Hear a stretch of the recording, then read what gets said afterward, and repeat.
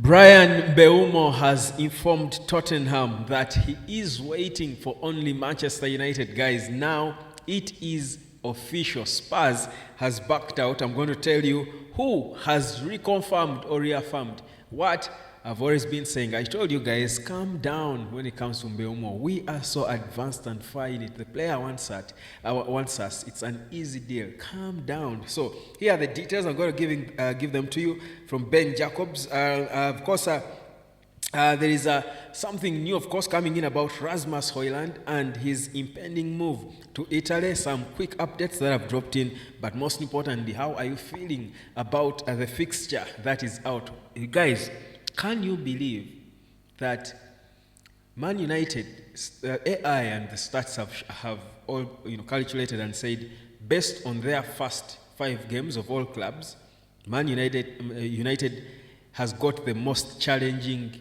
fixture next season. Now that's a beautiful challenge. Good challenge to test this club. Just like it's a good time for you to come and learn how to earn online. Guys, I'll keep reminding you, the world has moved to the internet. Wherever you are, you can earn online. Come and understand how it works. Don't you waste your time and data. When people are earning, you're not. Come, you can earn. Believe in yourself and believe me. Trust me when I say, believe me when I tell you. You can earn. It doesn't matter who you are, how educated you are. You can earn. Come and learn how.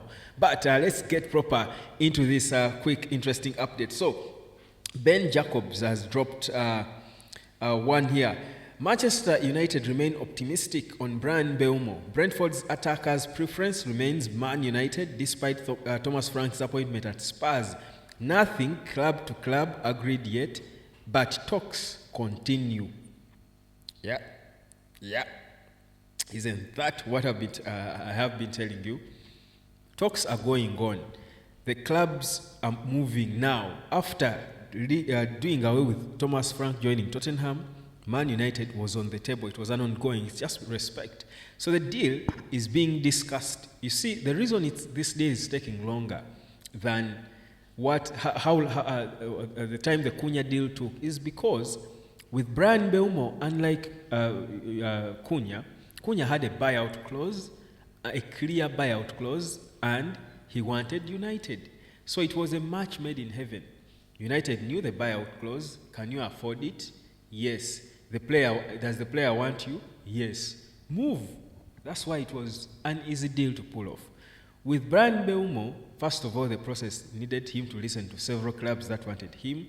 Then he responded that he wants United. Then talks now have to begin between Brentford and United over the player. A first bid was sent in.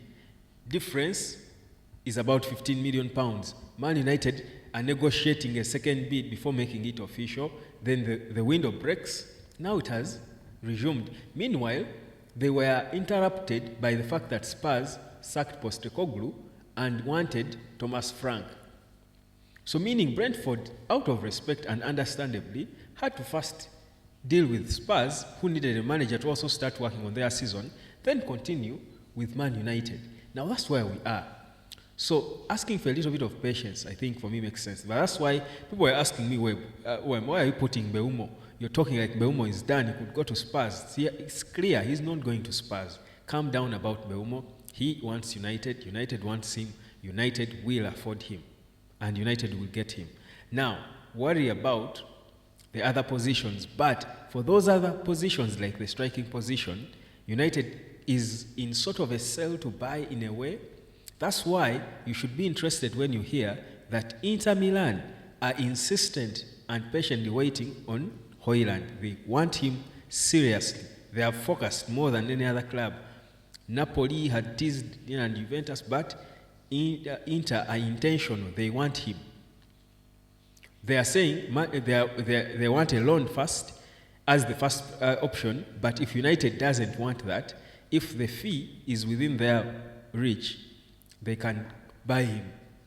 So, but remember, you cannot add on an 80 million if Chitika is the guy, or if Osimhen, or Gyökeres is still there. I mean, you cannot get that money without selling anyone. Remember, Rashford too is still looking like a dragging process.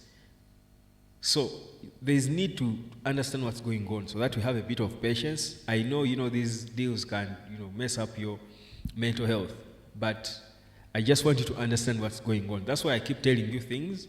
At times I tell you things and you people hear them later from other people, then that's when you believe. But you need to understand why I keep explaining to you these things. So that's what's going on. But the fact for me now that we have a beautiful fixture, I feel like the Man U Arsenal game should feel more of like a celebration, like the party. It's the target now, the short target for Amorim, Ineos, everyone, the players to look out to is that game, 17th of August. That's when we are going to launch. It's the official launch, it's like the wedding.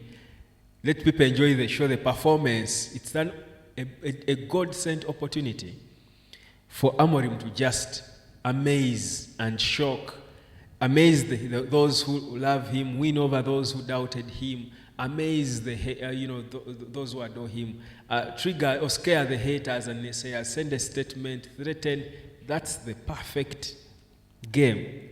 So for me, that game is a beautiful opportunity for Man United at this time of the process, because you have a big game to look forward to. The whole world is going to be watching that game. I pray that wherever I watch that game from, I'm either listening to Peter Drury doing the commentary, because I think if not, I hope that's the game I will watch next season. God willing, if I can, I can just be there at Old Trafford. The last game I watched was Tottenham. The 2-2 draw. Cold, winter, it's hot. This game is going to be in the summer, man. It's going to be summer. Man U performing, Amorim. If you dreamt of going to watch a game, I feel like that should be it. What do you guys think? If you ever dreamt of watching a United game live, I feel like that should be the game you look forward to. Because imagine the preparation. Amorim has had a pre-season and is taking on Mikel Arteta at Old Trafford.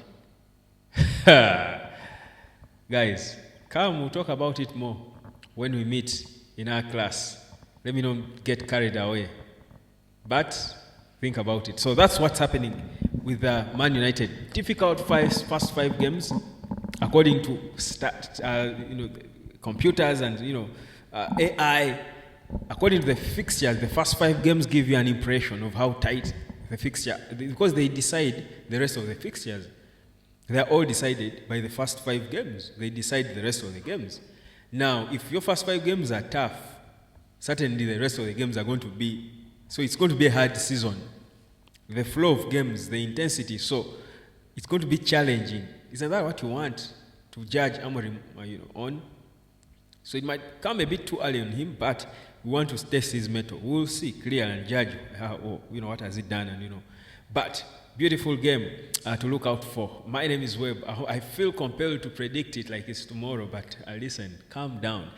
People are going to start asking me, where do you think United will finish next season? Let's first see which players we bring in and what the other clubs have. Then we attack, we tackle every club and see, then we rate ourselves and see, now realistically, we can finish here. I'm done, fam. Let me catch you later. Like, share, and subscribe.